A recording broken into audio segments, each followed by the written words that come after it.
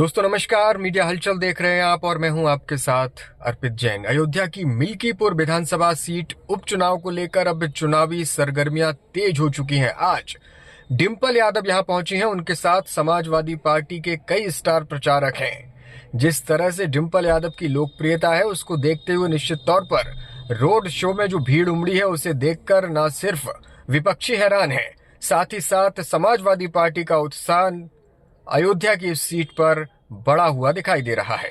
अयोध्या की मिल्कीपुर विधानसभा सीट पर ही उपचुनाव हो रहा है और यहां से समाजवादी पार्टी कड़ी टक्कर दे रही है सत्तारूढ़ पार्टी को। यही वजह है कि इस चुनाव पर पूरे देश की नजर टिकी हुई है। तमाम सियासी पंडित इस सीट पर निगाहें टिकाए हुए हैं क्योंकि लोकसभा चुनावों के दौरान अयोध्या में भाजपा को हार मिली थी और इसके बाद से समाजवादी पार्टी यहां पर चर्चाओं में है और कहा जा रहा है कि जब अयोध्या की जनता ने ही भारतीय जनता पार्टी को लोकसभा चुनावों में सबक सिखा दिया था तो फिर हो सकता है कि मिल्कीपुर सीट पर उपचुनाव में फिर से समाजवादी पार्टी परचम फहरा दे और भाजपा को यहां से मुंह की खानी पड़े। आज की बड़ी अपडेट है रोड शो, जो कि डिंपल यादव यहां पर रोड शो के लिए पहुंच चुकी हैं और रोड शो में सबकी निगाहें इस ओर हैं कि आखिर इस रोड शो में कैसी भीड़ देखने को मिलती है, क्या कुछ डिंपल यादव यहां पर कहती हैं। पिछले दिनों मिल्कीपुर उपचुनाव को लेकर जब डिंपल यादव से सवाल पूछा गया था तो उन्होंने सीधे तौर पर कहा था कि यहां की जनता समाजवादी पार्टी के साथ है और अगर चुनावों में जो गड़बड़ियां करने की कोशिशें हो रही हैं वो नहीं हो सकी और फेयर इलेक्शन यहां पर हो गया तो समाजवादी पार्टी उपचुनावों में इतिहास रच देगी और समाजवादी पार्टी यहां से जीत करके दिखाएगी। बात की जाए सीट की तो यहां पर जिस तरह से चुनाव प्रचार अब अपने आखिरी दौर में लगभग पहुंच चुका है, स्टार प्रचारक चुनावी मैदान में कूद चुके हैं। भारतीय जनता पार्टी की ओर से भी सीएम योगी आदित्यनाथ की जो जनसभा है उसको लेकर के तैयारियां की जा रही हैं।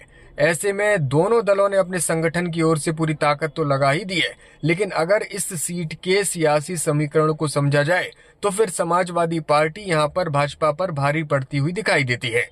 बात की जाए 2022 के विधानसभा चुनावों की तो यहां से अवधेश प्रसाद, जो कि अब सांसद बन चुके हैं समाजवादी पार्टी की टिकट पर, वो भाजपा के बाबा गोरखनाथ को हराकर जीते थे।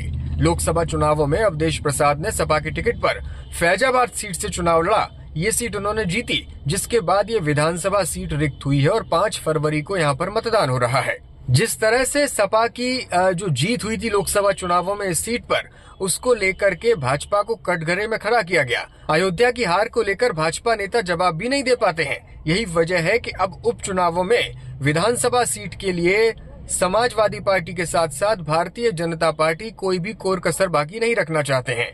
भाजपा के दोनों डिप्टी सीएम की जनसभाएं और सीएम योगी आदित्यनाथ की जनसभा यहां से होना तय हो चुकी है।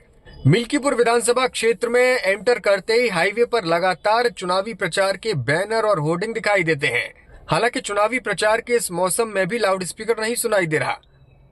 चुनावी माहौल शांत ही नजर आ रहा है, लेकिन घर घर संपर्क कर वोट मांगने का सिलसिला लगातार जारी है। मिल्कीपुर सीट के आंकड़ों की अगर बात की जाए तो यहाँ कुल मतदाताओं की संख्या 3,58,000 है। सबसे ज्यादा संख्या अनुसूचित जाति के वोटर्स की है, जबकि दूसरे नंबर पर ओबीसी वर्ग के वोटर्स आते हैं। बात की जाए एससी वर्ग में तो सबसे ज्यादा यहाँ पासी समाज है और ओबीसी में सबसे ज्यादा यादवों को प्रभावी माना जाता है। ओबीसी और दलित वोट बैंक के साथ ही मुस्लिम भी यहाँ पर प्रभावी भूमिका में है। समाजवादी पार्टी को फौरी तौर पर इसी पीडीए समीकरण का लाभ यहाँ पर मिलता हुआ दिखाई दे रहा है। चुनाव में मेन फोकस भी समाजवादी पार्टी का इन्हीं समुदाय पर है। संख्या की बात की जाए तो लगभग 1.25 लाख दलित हैं, जिनमें से पासी बिरादरी के वोट करीब 55,000 हैं। इसके अलावा 30,000 मुस्लिम और 55,000 यादव वोटर्स हैं। ये सभी वोटर कोर तौर पर फिलहाल समाजवादी पार्टी का माना जा रहा है। लोकसभा चुनावों के दौरान भी ये सभी वोट समाजवादी पार्टी को ही मिला था।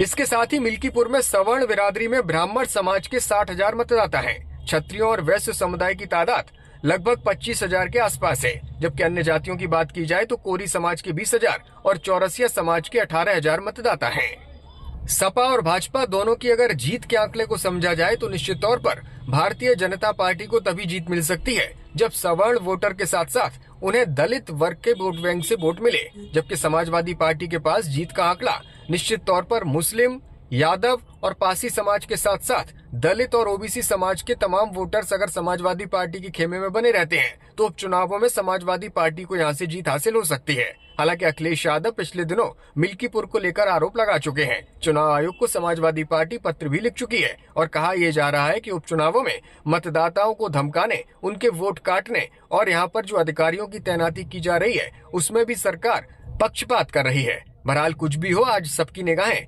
डिंपल यादव के रोड शो पर टिकी हुई हैं और इस रोड शो में जिस तरह से माहौल नजर आएगा वो आगे के चुनाव को तय करेगा।